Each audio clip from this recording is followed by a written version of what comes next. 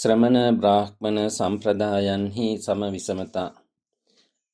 ශ්‍රමණ බ්‍රාහ්මණ සම්ප්‍රදායන්හි සම්මිසමතා සාකච්ඡා කරන මෙම සාකච්ඡාවේදී බලාපොරොත්තු වෙන අංශ 3ක් යටතේදී කරුණු සාකච්ඡා කිරීමට බ්‍රාහ්මණ සම්ප්‍රදාය කියන්නේ කුමක්ද? ශ්‍රමණ සම්ප්‍රදාය කියන්නේ කුමක්ද කියන එකත් අවසානයේදී ශ්‍රමණ බ්‍රාහ්මණ සම්ප්‍රදායන්හි ලක්ෂණ තුලනය කිරීමටත් බලාපොරොත්තු වෙනවා. ප්‍රාග් බෞද්ධ ಭಾರತೀಯ සමාජය කොටස් 4කට බෙදෙනවා. වේද, බ්‍රාහ්මණ, ආරණ්‍යක හා උපනිෂද් කියලා.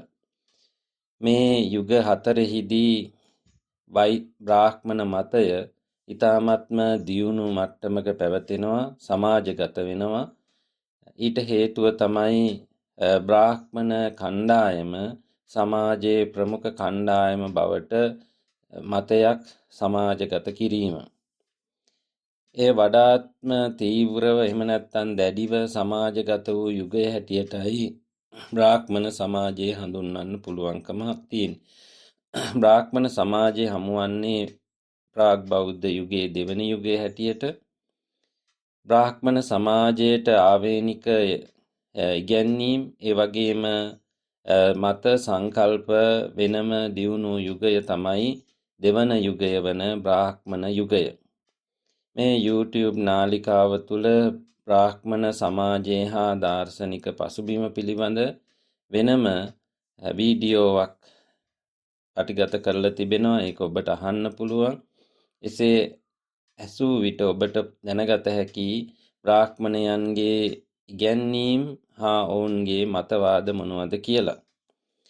ඒ කෙසේ වෙතත් මෙම සාකච්ඡාවේදී ඒ බ්‍රාහ්මණ සම්ප්‍රදාය ඉදිරිපත් කරපු මතවාද පිළිබඳව ඊ타ත්ම සංක්ෂේපයෙන් කරුණු දක්වලා ශ්‍රමණ බ්‍රාහ්මණ සම්ප්‍රදාය තුලනය කිරීමටයි බලාපොරොත්තු වෙන්නේ. බ්‍රාහ්මණ මතයේ සමාජගත වුණේ මහා බ්‍රහ්මයා කියන නිර්මාපක දෙවියන්ගෙන් බව බ්‍රාහ්මණයින් මතයක් සමාජගත කළා. එනිසා මහා බ්‍රහ්මයා කියන කෙනා සමාජයේ සිටින වැදගත් සියලු බලයන්ට හිමිකම් කියන පුජ්‍යලයා හැටියටයි ඔවුන් මතය සමාජගත කළේ. එනිසා මහා බ්‍රහ්මයා හැඳින්වීම සඳහා සවිශේෂී වචන කීපයක් භාවිත කළා. ඒ භාවිත කළේම මහා බ්‍රහ්මයා තුල තියෙන ශක්තිය බලය පෙන්වීමට. සර්ව බලධාරී කියන එක, සියලු බලයන්ගෙන් යුක්ත තැනැත්තා, සර්ව ව්‍යාපී, සියලු තැන්හි තමන්ගේ අනසක පතුරවා සිටින පුජ්‍යලයා, සර්වඥ, සියල්ල දක්නා පුජ්‍යලයා, සර්වදර්ශී, සියල්ල දකින පුජ්‍යලයා, සර්ව වාක්පතා තීරණ, කිව නොහැකි තරම් ගුණ ඇති පුජ්‍යලයා හැටියටත්, අවසානයේ වශයෙන් සර්වතෝ භද්‍ර, හැම අතින්ම යහපත් වූ පුජ්‍යලයා හැටියටත් මේ මහා බ්‍රහ්මයා හඳුන්වා දුන්නා. එනිසා මහා බ්‍රහ්මයා, මහා පුරුෂයා, එහෙම නැත්නම් විශ්වකෘත පුජ්‍යලයා, විශ්වමාපකයා කියන වශයෙන් හඳුන්වා දුන්නු මේ මහා බ්‍රහ්මයාට අනුව තමයි සමාජය විවිධත්වයකින් යුක්තව බෙදා දක්වලා තියෙන්නේ. ඒ වගේම සමාජ කටයුතු හඳුන්වා දුන්නේ කියන එක බ්‍රාහ්මණ සම්ප්‍රදාය විසින් හඳුන්වා දෙන්නට යෙදුණා. ඒ අනුව බ්‍රාහ්මණ යුගයේදී මේ හඳුන්වා දුන්න මහා බ්‍රහ්මයාට අනුව සමාජයේ විවිධ සංකල්ප, විවිධ මතවාද සමාජගත කරන්නට බ්‍රාහ්මණයින් කටයුතු කළා. ඒ අනුව බ්‍රාහ්මණ සමාජයේ, බ්‍රාහ්මණ සංස්කෘතියේ ඊට ආවේනික ලක්ෂණ කීපයක් හඳුන්වා දෙන්න පුළුවන්. ඒවා තමයි සර්ව බලධාරී දෙවියන් පිළිබඳ විශ්වාසය, වර්ණ භේදවාදය, ස්වධර්මය, ආශ්‍රම ධර්ම, යාගය, උපනයනය, ආපද්ධර්ම, සිතීමට හා විමසීමට නිදහසක් නොලැබීම, ආත්මවාදය, උදක පාරිශුද්ධය, ත්‍රිවේදය, බ්‍රහ්මත්වය, ආගමික සංස්කාර, ශ්‍රුතියට මුල් තැනදීම, කාම්භෝගී ජීවිතයක් ගෙවීම හෙවත් ඉන්ද්‍රියන් පිනවීම, බ්‍රාහ්මණ ආධිපත්‍ය හා කාන්තා නිදහස සීමා කිරීම කියන කරුණු දක්වන්න පුළුවන්.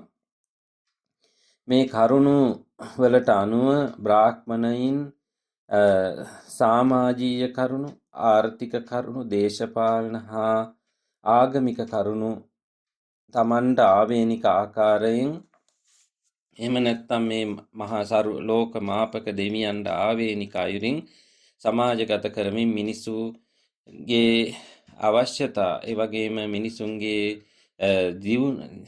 ජීවත් වීම බෙදා වෙන් කරන්නට කටයුතු කළ ආකාරය දකින්න පුළුවන්. ඒ අනුව අපි කෙටියෙන් විමසලා බැලුවොත් එහෙම බ්‍රාහ්මණයින්ගේ සමාජයේ තිබුණු එක ඉගැන්වීමක් තමයි සර්ව බලධාරී දේව සංකල්පය. කිසිවෙක් මේ සර්ව බලධාරී දෙවියන්ව දුටු අයෙක් නෙමෙයි. ඒ නිසා එය බ්‍රාහ්මණයින් ඉදිරිපත් කළ මතවාදයක්. ඒ නිසා ඒ දෙවියන්ගේ බලය හඳුන්වා දෙන්න තමයි අර මම මුලින් සඳහන් කළ ගුණවාචක පද යෙදුවේ. ඒ නිසා මේ විශ්වමාපක, සර්වදර්ශී, ඒ වගේම විශ්වකෘතවාදී මේ වචන වලින් හඳුන්වන මේ විශ්ව මහා බ්‍රහ්මයාට අනුව බ්‍රාහ්මණයින් විසින් සමාජයේ පැවැත්ම එහෙම නැත්නම් සමාජයේ මිනිසුන්ගේ බිහිවීම හඳුන්වා දෙන්න උත්සාහ කළා. ඒ අනුව මහා බ්‍රහ්මයාට අනුව තමයි පුජ්‍යලයන් සමාජයේ බිහි වුණේ. ඒ නිසා මේ මහා බ්‍රහ්මයාගේ මැවීමට අනුව සමාජයේ පුජ්‍යල කණ්ඩායම් 4ක් වුන් හඳුන්වා දෙනවා. ඒ 4 තමයි බ්‍රාහ්මණ, ශාස්ත්‍රීය, වෛශ්‍ය හා ශුද්‍ර කියලා. ඒ අනුව ඍග්වේදයේ 10 වෙනි මණ්ඩලයේ අපිට හමුවන 90 වන පුරුෂ සූක්තයට අනුව ලෝකයේ සමාජයේ මිනිසු බිහිවීම ඔවුන් හඳුන්වා දෙනවා. ඒ හඳුන්වා දෙන්නේ බ්‍රාහ්මණයින් තමයි මේ මහා පුරුෂයාගේ එහෙම නැත්නම් විශ්වමාපක දෙවියන්ගේ මුඛයෙන් බිහිවෙන පුජ්‍යලයා හැටියට දක්වනවා. බාහුව වලින් ශාස්ත්‍රීය වංශකේනොත්, ඒ වගේම වෛශ්‍යයන් කලවා වලිනුත්, ඒ වගේම පාදයෙන් ශුද්‍රයනුත් බිහි වුණු බව ඔවුන් සඳහන් කරනවා. ඒ බ්‍රාහ්මණස්ය මුඛමාසිත බාහුරාජන්‍යක් කෘතක් ඌරු තදස්ස යත් වෛශ්‍යක් පද්භ්‍යාං ශුද්‍රෝ අජායත. ඒ අනුව සමාජයේ කුල 4ක් වුන් හඳුන්වා දෙනවා. සමාජ කණ්ඩායම් 4ක්. ඒ සමාජ කණ්ඩායම් 4ට ආවේනික කුල රැකියාවනොත් ඔවුන් හඳුන්වා දෙනවා. ඒ අනුව තමයි මේ බ්‍රාහ්මණ සමාජය සමාජගත වෙන්නේ. ඒ අනුව අපි මේ කාරණය මුලදීම සඳහන් කරගත් විට අපිට ඉතිරි කරුණු සාකච්ඡා කරගන්න ඉතා අපහසු වෙනවා. ඒ අනුව මේ මේ මැවූ මේ කණ්ඩායම් වලට ආවේනික වෘත්තීන්, රැකියාවන් හා සමාජ අයිතිවාසිකම් මනුස්මෘතියේ සංග්‍රහ කර ඇති ආකාරයට පැහැදිලි කළොත් එහෙම බ්‍රාහ්මණයින් සඳහා ඉගැන්වීම, යාග කිරීම, යාග කරවීම, දන් දීම, දන් පිළිගැන්වීම ඔවුන්ට හිමි වෙනවා. ඒ වගේම මනුස්මෘතියට අනුව ශාස්ත්‍රීය වංශිකයන්ට හිමි වෙන කරුණු තමයි ප්‍රජාපාලනය, දන් දීම, යාග කිරීම, ඉගෙනීම, කාමෙහි නොයලී කටයුතු කිරීම. ඒ වගේම වෛශ්‍ය කුලයේ ජනයාට හිමි වෙන කාර්යයන් තමයි සත්ත්ව පාලනය, දන් දීම, යාග කිරීම, ඉගෙනීම, වෙළඳාම, සල් මුදල් පොලී කිරීම, ගොවිතැන් කටයුතු කිරීම. අවසාන වශයෙන් දැක්වෙනවා ශුද්‍ර කුලීනයන්ට හිමි වෙන දේ තමයි දිවිහිමියෙන් බැල මෙහෙවරකම් කරමින් ඉහළ කුලයන් වලට අවනතව තමන්ගේ ජීවිතය පවත්වාගෙන යාම. එනිසා මේ විදිහට බ්‍රාහ්මණ සමාජයේ විසින් ඒ කුලයන්ට ආවේනික වෘත්තීන්, රැකියාවන්, එහෙම නැත්නම් ජීවනෝපාය ක්‍රම හා ජීවත් යුතු ආකාරය පැහැදිලි කරනවා. මේ සමස්තය දිහා බලනකොට ඉගෙනීම මේ මුල් සඳහන් කළ බ්‍රාහ්මණ ශාස්ත්‍රීය වෛශ්‍ය කුලයන්ට පොදු දෙයක්. ඒ වගේම යාග කිරීමත් ඒ කුල තුනට පුදුයි. දන් දීමත් ඒ කුල තුනයන් විසූ ජනයාට පොදු දෙයක්. නමුත් අධ්‍යාපනය, වේද ඉගැන්වීම, එහෙම නැත්නම් යාග කිරීමේදී ආගමික නායකයන් හැටියට පෙනී සිටීම හා මිනිසු දෙන දානය පිළිගැනීම කියන කරුණු තුන හිමිවන්නේ බ්‍රාහ්මණයින්ට පමණයි. සෙසු කුලය අයට හිමි වෙන්නේ නැහැ.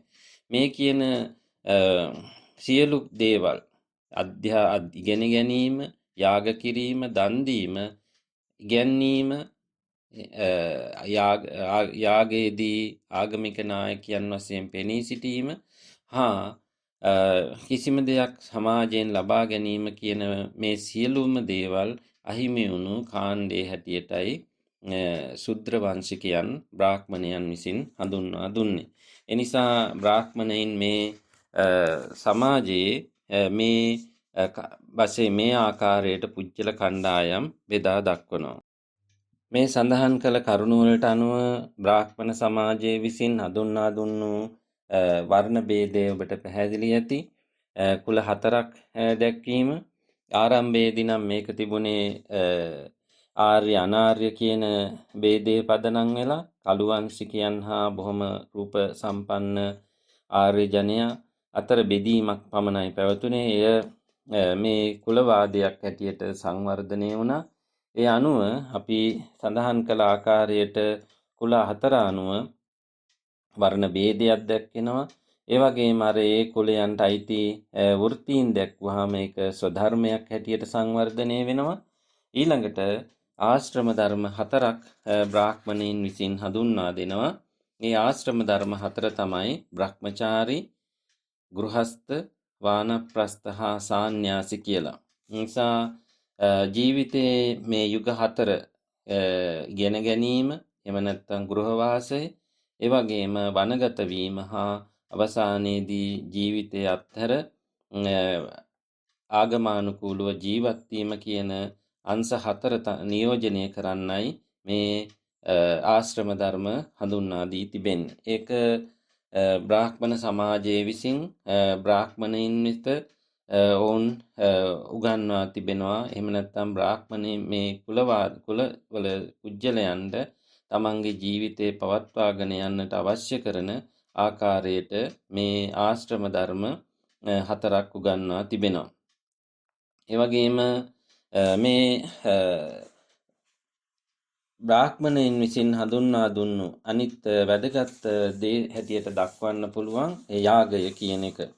එතකොට යාගය බ්‍රාහ්මණයින් විසින් සමාජයේ ප්‍රමුඛ ඉගැන්වීමක් හැටියට හඳුන්වා දුන්නා. මෙලොව ජීවත් වෙන සිටින අයගේ ජීවිත සුවපත් කරන්නට අවශ්‍ය කරන දේ හැටියට යාගය හඳුන්වා දුන්නේ. ඒ නිසා ජීවිතයේ විවිධ බාධක හමුවේත් ඒ වගේම සුභවාදී කටයුතු වලත් ඕනෑම අවස්ථාවක මේ යාග කරන්නට ඕන් පුරුදු කළා. ඒ වගේම ඉහළ වංශිකයන් සඳහා, රජවරුන් සඳහා විවිධ යාග ක්‍රම හඳුන්වා දුන්නා. ඒ යාග ක්‍රම 10ක්. ඒ යාග ක්‍රම තුලින් ඔවුන් බලාපොරොත්තු වුණේ මිනිසා මේ තමන්ගේ ඉගැන්වීම් හා සමග බැඳ තබා ගන්නට. ඒ නිසා මිනිස්සු මේ කල සමාජයේ සිටි ඉහළ කුලවත් මිනිස්සු තමන්ට අසුබ දෙයක් වූ විටත් ඒ වගේම සුබ දෙයක් වූ විටත් මේ සියලු අවස්ථාවල යාගයක් කරලා තමන් ඒකේ ආශිර්වාද ලබා ගන්නට ඕන් පුරුදු වී සිටියා. ඒත් මේ යාගය කියන එක මියගිය අයටත් ඕන් සම්බන්ධ කරගෙන අඛණ්ඩව පවත්වාගෙන යන්නට ඕන් හඳුන්වා දුන්නු තවත් ක්‍රමයක් තමයි මියගිය අය වෙනුවෙන් ජීවත් වෙලා ඉන්න අයට යාග කරන්න පුළුවන් කියන එක. ඒ නිසා යම් මිනිස්සු නිතරම මියගිය අය වෙනුවෙන් යාග කළාම යාට තව තවත් දීර්ඝායුෂ ලැබෙනවා. ඒ නිසා මිනිස්සු මේ යාග කරන එක අඛණ්ඩව කරගෙන යන්නට, ජීවිතේ පුරාම කරගෙන යන්නට කටයුතු කළා. ජීවත් වෙලා ඉන්න තමන්ටත් මියගිය අයටත් මේ යාග නිතර නිතර කරනකොට එයින් මිනිස්සු යාගයත් එක්ක තමන්ගේ ජීවිතේ බද්ධ වී පැවතිනවා. ඒ වගේම වක්‍රව බ්‍රාහ්මණයින් අපේක්ෂා කරන ඒ ආගමික සම්බන්ධය ගොඩනගා ගන්නට අවස්ථාව ලැබෙනවා. ඒ නිසා සැපදායක ජීවිතයක් බලාපොරොත්තු වෙන අය ගේ අරමුණ විය යුත්තේ අනිවාර්යයෙන්ම මේ යාග කටයුතු සිදු කිරීම. ඊළඟට බ්‍රාහ්මණයින් විසින් හඳුන්වා දුන්න අනික් කාරණය තමයි උපනයනය කියලා කියන්නේ. බ්‍රාහ්මණයින් එවැගේම ආදී මේ ශ්‍රේෂ්ඨ කුලයන් එවැගේම සෘද්ධ ජනයා හැර අනිත් සියලු අය මේ සමාජ අයිතිවාසිකම් හා ආගමික වගකීම් වෙනුවෙන් මේ ආගමික චාරිත්‍රය නැත්නම් උපනයනය කළ යුතුයි. ඒ ද්විජ හැටියට දෙවෙනි උපතක් හැටියට දක්වනවා. ඒ කියන්නේ මේ බ්‍රාහ්මණ වංශිකයින් මහා බ්‍රහ්මයාගෙන් ඉපදීම එක උපතක් හැටියටත් ඒ වගේම දෙවනි උපත හැටියට මේ උපනයනය දක්වනවා. ඒ පූනූල කරේ දැමීම හා බ්‍රාහ්මණයෙක් හැටියට ඒ தත්ත්වයට පත්වීම ඔවුන් හඳුන්වා දෙනවා උපනයනයේ හැටියට. ඒ නිසා උපත් දෙකක් තියෙන පුජ්‍යලයන් හැටියටයි මේ උපනයනයෙන් පත්වෙන මේ පිරිස හඳුන්වන්නේ. ඒ අයට යෙදෙන වචනයක් තමයි ද්විජ කියන එක. එනිසා උපනයනය ලැබීමෙන් පස්සේ සිල්වත් බව ආරක්ෂා වෙනවා. ඒ වගේම සමාජයට ඔහු තමන්ගේ අවශ්‍යතා නැත්නම් පුද සත්කාර ලබන පුජ්‍යලයක් බවට පත් වෙනවා. ඒ වගේම මේ උපනයනය නොලබන අය සමාජයේ කුලවතුන් හෝ සිල්වතුන් හැටියට නොපිළිගන්නටත් ඔවුන් කටයුතු කරනවා. ඊළඟට මේ මොහොන් හඳුන්වා දෙන තව කාරණයක් තමයි බ්‍රාහ්මණයින් විසින් ආපත් ධර්මය. කිසියම් අවස්ථාවක කරදරවලට කම්කටොවලට පත්වුණු පත්වීමේදී කුලයේ පාරිශුද්ධත්වය ආරක්ෂා කරගන්නට අනුගමනය කළ චාරිත්‍රය හැටියටයි ආපත් ධර්මය දක්වන්නේ. එනිසා බ්‍රාහ්මණ සමාජයට අනුව ඒ කුලවතුන්ට ස්වකීය ධර්මවල යෙදෙන්න පුළුවන්කම තියෙනවා. එහෙම නැත්නම් ඒ යෙදුනේ නැත්නම් ඒ කුලය දූෂිත වෙනවා. එහෙම වුණත් හදිස්සි විපතක් වුණු අවස්ථාවකදී තමන්ගේ කුලයට අයත් තමන් කුලයට පහළ කුලවලට අයත් කටයුතු වල යෙදීමට අවස්ථාව ලබා දී තිබෙනවා. ඒ අනුව ආර්ථික වශයෙන් තමන්ගේ ශක්තිය ඔසවා තබමින් මේ අනික් කුලවලට අයිති කාර්යයන්හි යෙදීමට අවශ්‍ය සමාජ නිදහස ලබා දීමක් හැටියට තමයි උපනයනය හඳුන්වන්න පුළුවන්කම තියෙන. ඒ නිසා කරදර විපත්වල අවස්ථාවලදී සෙසු කුලයන්ට අයත් කටයුතු වල නිරත වීමේ නිදහස ලබා දීම උපනයනයේ හැටියට හඳුන්වන්න පුළුවන්. ඒ උපනයනය ශුද්‍ර වංශිකයන්ට අහිමි දෙයක්. ඒ වගේම බ්‍රාහ්මණ සමාජයේ තව ලක්ෂණයක් තමයි ආත්මවාදයේ පිළිගැනීම. පුජ්‍යලයා ලබන ආත්මය දිගින් දිගටම ගමන් කර අවසානයේ බ්‍රහ්මත්වයට පත්වන බව ඔවුන් ප්‍රකාශ කරන්නට කටයුතු කළා. බ්‍රාහ්මණ සමාජයේ හඳුන්වා දුන්නු මේ මතවාදයන් එක්ක යම සංකල්පයක් සමාජගත වෙනවා. එනිසා මියගිය යන අයට පාර විවෘත කරලා දෙන්නේ තමන්ගේ කලින් මියගිය මුතුන් මිත්තන්. ඒ මුතුන් මිත්තන් සොයාගත් පරලොවට යන මාර්ගයේ ඔස්සේ පසුව යන තමන්ගේ දරුවන් මුණුබුරන් මිනිමිරියන් හා සෙසු පිරිස යන්නට ඕන. ඒ ගිහාම ඔවුන්ට හමු වෙන දෙවියන් තමයි යම දෙවියන්. යම දෙවියන් තමන්ගේ සිටින බල්ලන් එහෙම නැත්නම් තමන් වටා සිටින අයත් එක්ක මේ මිය ගිහිල්ලා එන අය පරීක්ෂා කරලා බලනවා. පරීක්ෂා කරලා බලනකොට ඒ අය ජීවත් වෙලා ඉන්න කාලයේදී යාග කළා නැත්නම් එහෙම නැත්නම් මේ වැරදි කරලා තියෙනවා නම් ඔවුන් නැවත ගොඩහා නොහැකි ප්‍රපාතයකට හෙලා දමනවා. ඒ වගේම යම් කෙනෙක් හොඳ ජීවිතයක් ගෙවලා තියෙනවා නම් ඒ අය මහා බ්‍රහ්මයා ළඟට යනවා. ඒ නිසා මේ මහා බ්‍රහ්මයා ළඟට යන්නට ඒ අවශ්‍ය කරන මාවත තිබෙන බව ඔවුන් සඳහන් කරන ඒ සඳහා යාග කිරීම ඒ වගේ මේ බ්‍රාහ්මණයින් විසින් හඳුන්වා දෙන ඒ ආගමික කටයුතු වලට නිරත වීම අවශ්‍ය කරන බව ඔවුන් කියා සිටියා. ඊළඟට බ්‍රාහ්මණයින් විසින් හඳුන්වා දුන්නු සංකල්පයක් තමයි උදක පාරිශුද්ධිය කියන්නේ. ජලයෙන් පවිත්‍රත්වය ලබා ගැනීම. එනිසා මේක බමුණන් විසින් අනුගමනය කළ යුතු පිළිවෙතක් හැටියටයි දක්වන්නේ.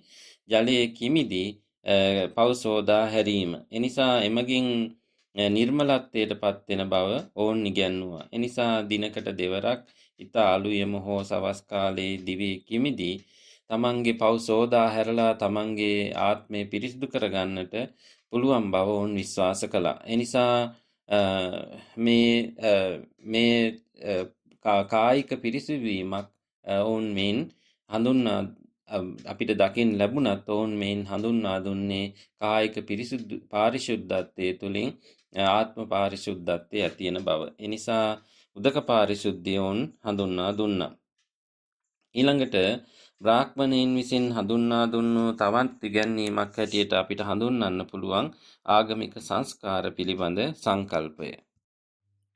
ආගමික සංස්කාරය තුළින් ඔවුන් බලාපොරොත්තුනේ මිනිස් ජීවිතයේ උසස් බව, නිර්වෘල් පැවැත්ම, යහපත ඇති කර ගැනීම, ඒ වගේම පුත්‍ර සම්පත්, නිරෝගී සම්පත්, ධන සම්පත් ලබාගෙන ඒ වගේම බාහිර කරදර, සොර සතුරු ආදී කරදර වලින් තොරව නිර්වෘල් ප්‍රීතිදායක හා සතුටින් යුක්ත ජීවිතයක් ගත කරන්නට පුළුවන් කියන එක වුන් හඳුන්වා දුන්නා. ඊළඟට බ්‍රාහ්මණ සමාජයේ හඳුන්වා දුන් අනිත් කාරණය තමයි වේදය ඉගෙන ගැනීම. එනිසා වේදය කියලා කියන්නේ මුලදී ඍග්, යජුර්, සාමන් කියලා වේද කෘති 3ක් තිබුණා. පසුව ඒ චතුර්වේදයක් බවට පත් වුණා. අතර්වන් වේදය එක්වීමෙන් පසුව ඒ අනුව චතුර්වේදයේ හැටියට දක්වනවා ඍග්වේදය, යජුර් වේදය, සාමන් වේදය හා අතර්වන් වේදය කියලා. මේ වේද කෘති 4 අධ්‍යයනය කිරීම හා වේද පාඨ ගායනා කිරීම, පාඩම් කිරීම, අසා සිටීම ඊටාම වැදගත් බව ඔවුන් කියා සිටියා. ඒ අනුව බ්‍රාහ්මණ සමාජයේ විසින් මේ වේදය අධ්‍යයනය කිරීම ඔවුන් ත්‍රිවේදය අධ්‍යයනය කිරීම හෝ චතුර්වේදය අධ්‍යයනය කිරීම මේ සියලු මේ ජනයාට එම නැත්තම් මේ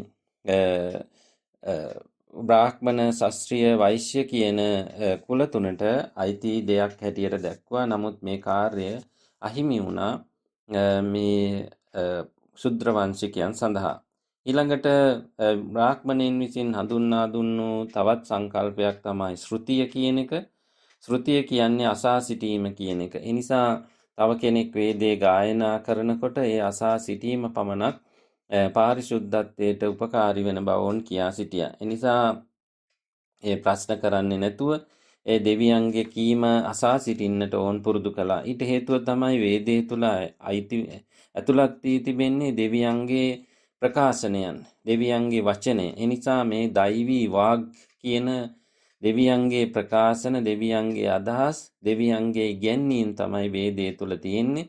ඒ නිසා කිසිම කෙනෙක් ඒ පිළිබඳ ਵਿਚාරය කිරීම, විමර්ශනය කිරීම, අදහස් දැක්වීම ඔවුන් අනුමත කළේ නැහැ. එහෙම කළොත් එහෙම දෙවියන්ට එරෙහිවීමක් හැටියට ඔවුන් ප්‍රකාශ කර සිටියා. ඒ නිසා දෙවියන්ට එරෙහි වුණොත් එහෙම අර බ්‍රහ්මන් කියන தත්ත්වයට යන්නට ඔවුන්ට බාධාවක් වෙනවා. ඒ නිසා මේ වේදයේ තියෙන ඕනම දෙයක් පිළි අරගෙන ආකාරයෙන් කටයුතු කිරීම සියලු දෙනාගේ වගකීමක් හැටියට පෙන්වා දුන්නා. ඒ නිසා කිසිවෙක් ඕන් ඒට එරෙහිව නැගී සිටියේ නැහැ. එරෙහිව මතවාද ප්‍රකාශ කළේ නැහැ. ඒ නිසා වේදේ අසා සිටීම තමන්ගේ විමුක්තියට මාර්ගයේ හැටියට ඔවුන් දුටුවා. ඊළඟට බ්‍රාහ්මණයින් විසින් බ්‍රාහ්මණ පූජකයන් සඳහා හඳුන්වා දුන්නු තවත් ඉගැන්වීමක් සංකල්පයක් හැටියට තමයි හඳුන්වන්න පුළුවන් බ්‍රහ්මචාරී ජීවිතය. එනිසා ඔවුන් ජීවත් වෙලා ඉන්න කාලය තුලදී අමුදරුවන් පෝෂණය කිරීම, ඒ වගේම ඊ타මත්ම ඉහළ ආකාරයෙන් තමන්ගේ පංචේන්ද්‍රයන් පෝෂණය කිරීම, කාම්භෝගීව ජීවිතයක් ගත කිරීම ඔවුන් හඳුන්වා දුන්නා. ඒ නිසා ඒ හඳුන්වා දුන්නු ඒ ජීවිතය බ්‍රහ්මචාරී තමන්ගේ ගෘහ ජීවිතය ඊ타මත්ම සතුටින් ගෙවන්නට, එහෙම නැත්නම් කාම්භෝගීව ගෙවන්නට ඔවුන් ඒ අවශ්‍ය කටයුතු ධන උපයනය, එහෙම නැත්නම් කම්සප් පිඳීම මේවට බාධා සීමා පනවන්නේ නැතුව ඊටාම සතුටින් ජීවත් වෙන්නට අවශ්‍ය කරන පසුබිම ඔවුන් සකස් කරලා දුන්නා. ඒ නිසා එය ඔවුන්ගේ ප්‍රධාන සංකල්පයක් හැටියට හඳුන්වන්න පුළුවන්. එයින් අනතුරුව තමයි ඔවුන් වනගත වී ජීවිතය ආගමික කටයුතු නිරත වෙන්නේ. ඒ හැර එතෙක් ඔවුන්ට කම්සප විඳිමින් සතුටින් ජීවත් වෙන්නට අවශ්‍ය කරන සියලු දේ සමාජ වටපිටාව බ්‍රාහ්මණයින් විසින් හඳුන්වා දුන්නා. ඊළඟට බ්‍රාහ්මණයින්ගේ තව මතයක් තමයි කාන්තාව පිළිබඳව. එනිසා කාන්තාව පිළිබඳ ඔවුන් සමාජයේ දුටුවේ ප්‍රගමණයට නෙමෙයි, ඔවුන්ගේ අයිතිවාසිකම් කියන එක ආගමික කටයුතු වල නිදහස, ඒ වගේම සමාජයේ නිදහස කියන එක සීමා කළ ආකාරයක් තමයි දකින්න ලැබෙන්නේ. එනිසා ළමා වියේදී පියා යටතේත්, විවාහ වූ පසු සැමියා යටතේත්, මහලු වූ පසු තමන්ගේ වැඩිමහල් දරුවන් යටතේ ජීවත් විය යුතු ආකාරය ඔවුන් දැක්වුවා. එනිසා ස්වාධීනව ජීවත් වෙනවට වඩා පුරුෂ පාර්ශවයේ යටතේ ජීවත් වීමට අවශ්‍ය කරන සමාජ වටපිටාව ඔවුන් හඳුන්වා දුන්නා. ඊළඟට පතිභක්තිය පෙන්වීම සඳහා කාන්තාව සැමියාගේ ශරීරයේ දැවෙන චිතකයට වෙන ස්වේදී නසා ගැනීමට පවා ඔවුන් තමන්ගේ ප්‍රතිභක්තිය ඔප්පු කරන්න පුළුවන් හොඳ අවස්ථාවක් හැටියට ඔවුන් හඳුන්වා දුන්නා. ඒ නිසා එහෙම නැත්නම් ස්වාමියාගේ මරණින් පසු ඔවුන්ට එක්කෝ හිස මුඩු කිරීම, සුදු වතින් සැරසීම, එහෙම නැත්නම් ගෙදර නිවසට වී සිටීම කියන මේ කටයුතු වල ඔවුන්ට නිරත වෙන්නට අවස්ථාව දුන්නා. ඒ නිසා ජීවිතේ පුරාවටම සමාජ ආගමික නිදහස, සමාජීය නිදහස අහිමි වූ කොටසක් හැටියටයි ඔවුන් කාන්තාව හඳුන්වා දුන්නේ. ඒ නිසා මේ ආකාරයට බ්‍රාහ්මණ සම්ප්‍රදාය විසින් සමාජයේ තමන්ගේ ආගමික ඉගැන්වීම් සමාජගත කළ ආකාරය පැහැදිලි කරන්නට පුළුවන්. ඒ අනුව මේ බ්‍රාහ්මණ සමාජයේ මේ සමාජගත කළ සමාජ මතවාද සංකල්ප කියන ඒවා ඉතා දීර්ඝ කාලයක් සමාජයේ ක්‍රියාත්මක වුණු ආකාරය පැහැදිලි වෙනවා. ඊට අමතරව අපි ඊළඟ කාරණය තමයි සාකච්ඡා කරන්නේ ශ්‍රමණ සම්ප්‍රදාය ගැන. ශ්‍රමණ සම්ප්‍රදාය ගැනත් වෙනම YouTube වීඩියෝවක් මේ නාලිකාව තුළ තියෙන, ඒක ඔබට අහන්න පුළුවන්. ඒ නිසා නැවත ඒ කරුණු සාකච්ඡා කරන්නේ. ඒ නිසා ශ්‍රමණ සම්ප්‍රදායට අයිති වෙන කාණ්ඩ කීපයක් සිටිනවා. ඒ කාණ්ඩ තමයි ආජීවකයන්, පරිබ්‍රාජකයන්, නිගණ්ඨයන්, ජටිලයන්, අචේලකයන් හා තාපසයන් කියන කාණ්ඩ මේ ශ්‍රමණ සම්ප්‍රදායට අයිති වෙනවා.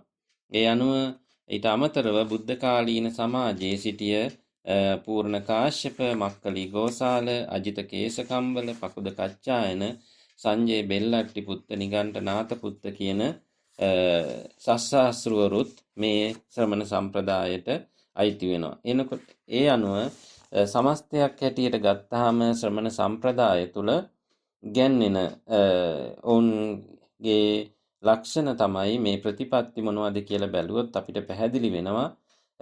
ඊශ්වරවාදයේ බැහැර කිරීම, ඒ කියන්නේ ලෝක නිර්මාණවාදයේ ප්‍රතික්ෂේප කළා. ඒ වගේම බ්‍රාහ්මණ ඉගැන්වීම් සියල්ල ඔවුන් විවේචනය කළා. සත්‍ය අවබෝධයට මුල් තැනක් දුන්නා. නිදහස ගරු කළා. ආධ්‍යාත්මික ප්‍රගතිය ගරු කළා. දාර්ශනික මතවාද ප්‍රකට කළා. බ්‍රහ්මචර්යාව අනුගමනය කළා.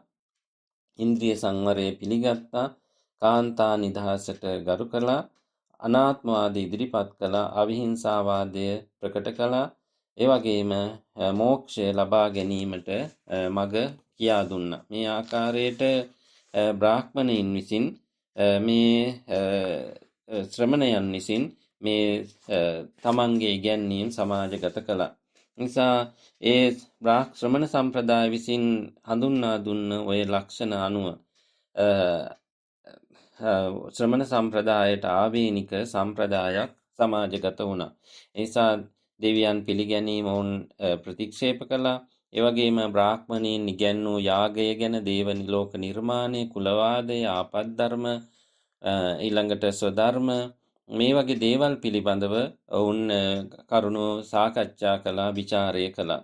ඊළඟට තමන් පිළිබඳව නැත්නම් සත්‍ය ගවේෂණයට යොමු වුණා. ඒ නිසා වේදයේ තුල යොමු වෙන්නේ කර්ම මාර්ගයට. ඒ උපනිෂත්තුගෙන් පස්සේ ශක්තිමත් ආරණ්‍යක උපනිෂත්තු වලින් පස්සේ ශක්තිමත් වෙන්නේ ඥාන මාර්ගයේ. බුද්ධියට, එහෙම නැත්නම් විමර්ශනයට, එහෙම නැත්නම් චින්තනයට මුල් තැන දුන්නා. නිදහස ගරු කළා. ඒ වගේම ආධ්‍යාත්මික දියුණුව අගය කළා. හැමෝම ආධ්‍යාත්මික දියුණුවට යොමු වුණා. ඒ වගේම බ්‍රහ්මචාරී ජීවිතයක් අනුගමනය කළා. ඒ නිසා විවිධ කුලවල අය හැමෝම මේ සත්‍ය ගවේෂණයේ නිරත වූ ආකාරය අපිට ආරණ්‍යක උපනිෂද් යුගවලින් පැහැදිලි වෙනවා. ඒ වගේම දාර්ශනික මතවාද ඉදිරිපත් කළා. ඔවුන් කර්මය පිළිබඳ, පුනර්භවය, මෝක්ෂය, මෝක්ෂ මාර්ග, ආත්මන් බ්‍රහ්මන් සංකල්ප ආදී දේවල් පිළිබඳ ඔවුන් තමන්ගේ දාර්ශනික මතවාද ඉදිරිපත් කළා. ඒ වගේම කාන්තා නිදහසට අවස්ථාව දුන්නා. ඒ නිසා මේ දාර්ශනික ප්‍රවාහයට පුරුෂ පාර්ශ්වයේ පමණන්නව කාන්තාවන් පවා යොමු ආකාරය පැහැදිලි වෙනවා. නිසා ඉන්ද්‍රිය සංවරය, අනාත්මවාදය, අහිංසාවාදය, මෝක්ෂය කියන මේ සංකල්ප ඉදිරිපත් කළ සම්ප්‍රදායක් හැටියටයි ශ්‍රමණ සම්ප්‍රදාය හඳුන්වන්න පුළුවන්කම තියෙන්නේ. මේ සමස්තයක් ගැන බැලුවොත් එහෙම මේ ශ්‍රමණ සම්ප්‍රදායේ ඉගැන්වෙන මේ ලක්ෂණ දිහා බැලුවොත් එහෙම අපට පැහැදිලි වෙනවා මේ ශ්‍රමණ බ්‍රාහ්මණ සම්ප්‍රදායන්ට ආවේනික ලක්ෂණවල සම විෂමතා මොනවද කියලා. ශ්‍රමණ සම්ප්‍රදාය විසින් මේ බ්‍රාහ්මණයන්ගේ ඉගැන්වීම ਵਿਚාරයට ලක් කළා. ඒ අනුව පළවෙනි කාරණේ තමා දේව නිර්මාණවාදය. එනිසා මේ ඊශ්වර නිර්මාණවාදය කියන එක වුන් සම්පූර්ණයෙන්ම බැහැර කළා. ලෝකය කියන එක එහෙම දෙවියන්ගේ නිර්මාණයක් කියන එක වුන් පිළිගත්තේ නැහැ. එනිසා දෙවියන් වෙත පවතින බලය ඔවුන් ප්‍රතික්ෂේප කරමින් තම ශක්තිය, තමන්ගේ විශ්වාසය, එහෙම නැත්නම් ආත්ම විශ්වාසය ගොඩනැගීමට කටයුතු කරන එක ඔවුන් අවධාරණය කළා. ඒ නිසා ඔවුන් කියා සිටියා මේ බ්‍රාහ්මණයින් හඳුන්වා දෙන සියල්ල දක්නා සියලු තැන බලයේ පිහිටි බ්‍රහ්මයෙක් ලෝකේ නැහැ කියන එක ඔවුන් පෙන්වා දුන්නා. ඒ නිසා මේ ලෝකයේ සිටින ශ්‍රේෂ්ඨතම පුජ්‍යලයා මිනිසා බව ඔවුන් කියා සිටියා. ඒ නිසා ඔවුන් මේ නිර්මාණවාදය අගය කළේ නැහැ.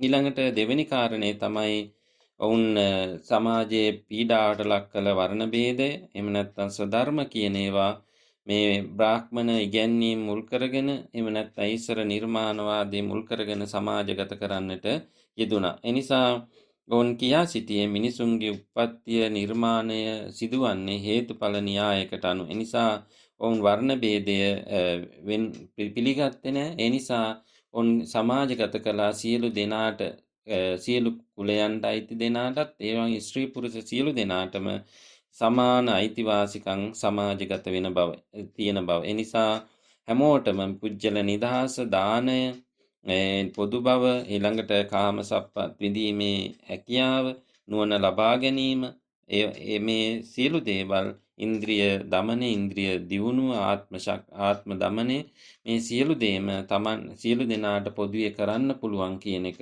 ඔවුන් කියා සිටියා. ඊළඟට ඔවුන් ආශ්‍රම ධර්ම ඉගැන්නුවා, සමාජගත කළා.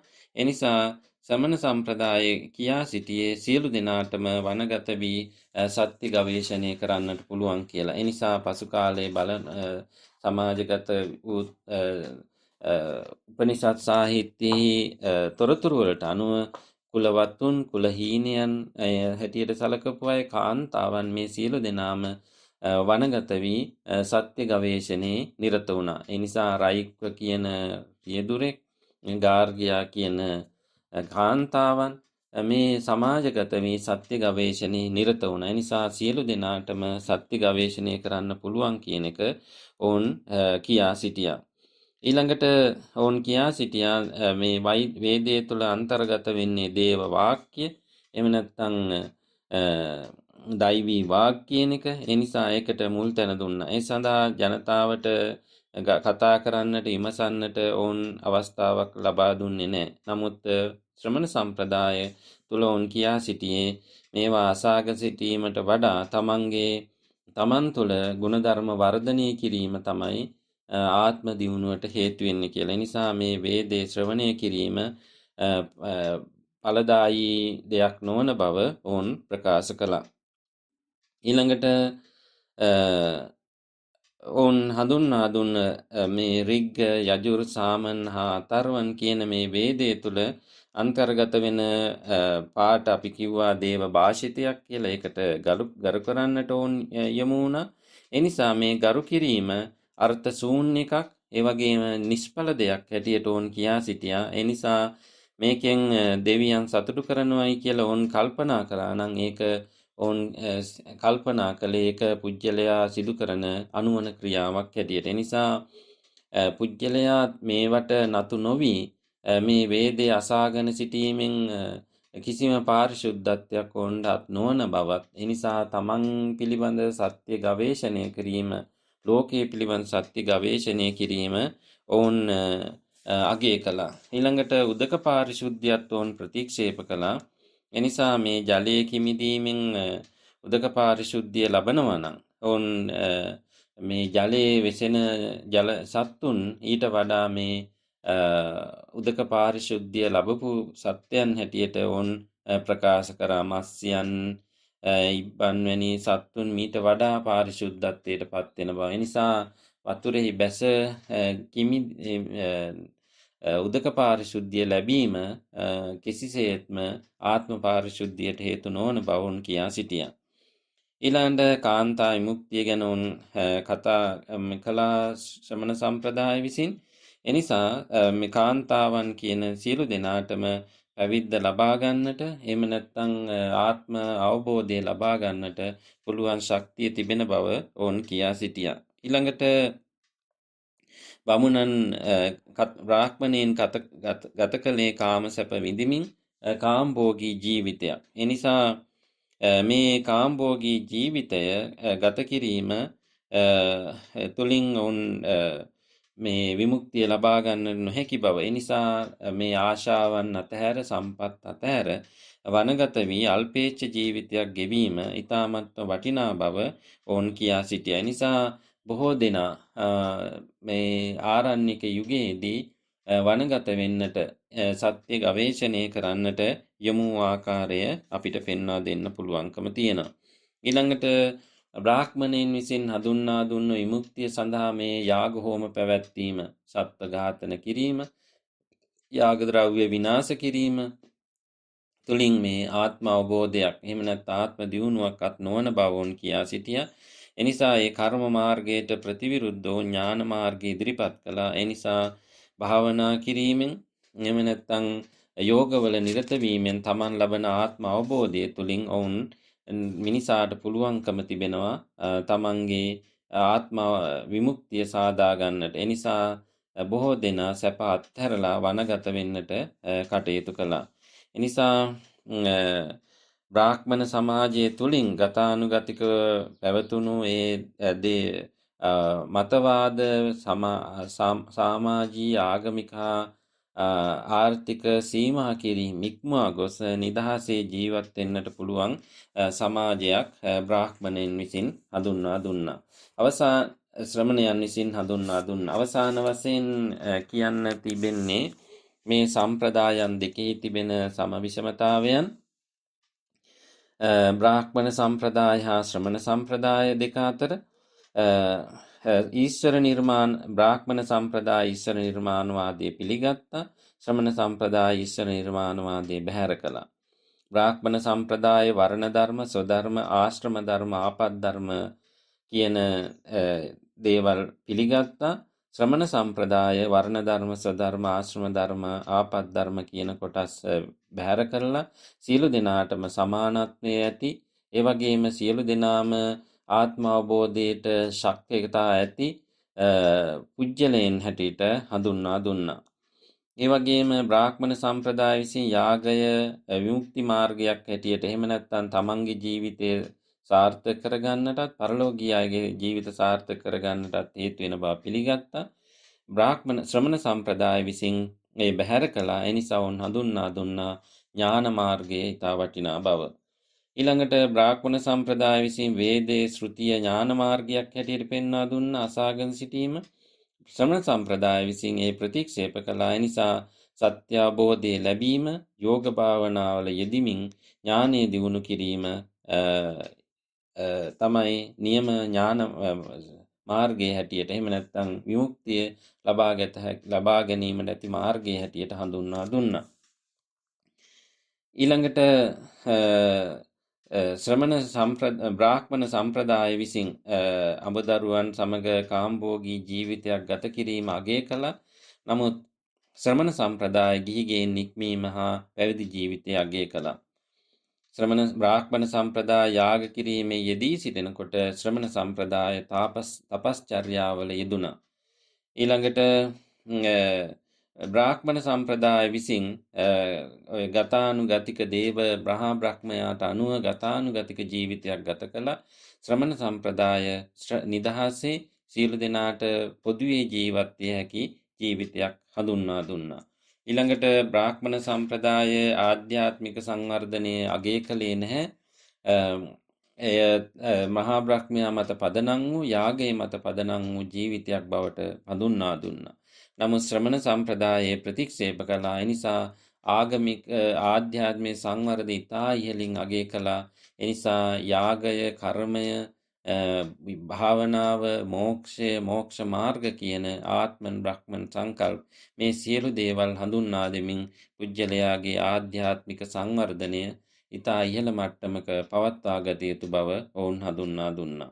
ඊළඟට බ්‍රාහ්මණ සම්ප්‍රදාය තුළ ස්ත්‍රීන්ට සමාජ, ආගමික හා ආර්ථික සමාජ අවශ්‍යතා සීමා කෙරුණා. ශ්‍රමණ සම්ප්‍රදාය තුළ ඒ අයිතිවාසිකම් සියල්ල නිදහසේ ලබා දුන්නා. ඊළඟට බ්‍රාහ්මණ සම්ප්‍රදාය දෙවියන් කෙරෙහි පූර්ණ විශ්වාසය තබා ගත්තා. ශ්‍රමණ සම්ප්‍රදාය පුජ්‍යලයා කෙරෙහි පූර්ණ විශ්වාසය තබා ගත්තා, දෙවියන් කෙරෙහි නෙමෙයි. ඊළඟට බ්‍රාහ්මණ සම්ප්‍රදාය නිදහස් චින්තනය අහිමි කළා. පුජ්‍යලයාට සිතන්න තියෙන අවස්ථාවන් අහිමි කළා. ශ්‍රමණ සම්ප්‍රදාය පුජ්‍යලයාගේ නිදහස් චින්තනය අගය කළා. ඒ නිසා මේ ආකාරයට ශ්‍රමණ බ්‍රාහ්මණ සම්ප්‍රදාය පිළිබඳ තිබෙන සමානකම් අසමානකම් අපිට හඳුන්වන්න පුළුවන්. බොහෝ දේවල් තිබෙන්නේ අසමානකම්.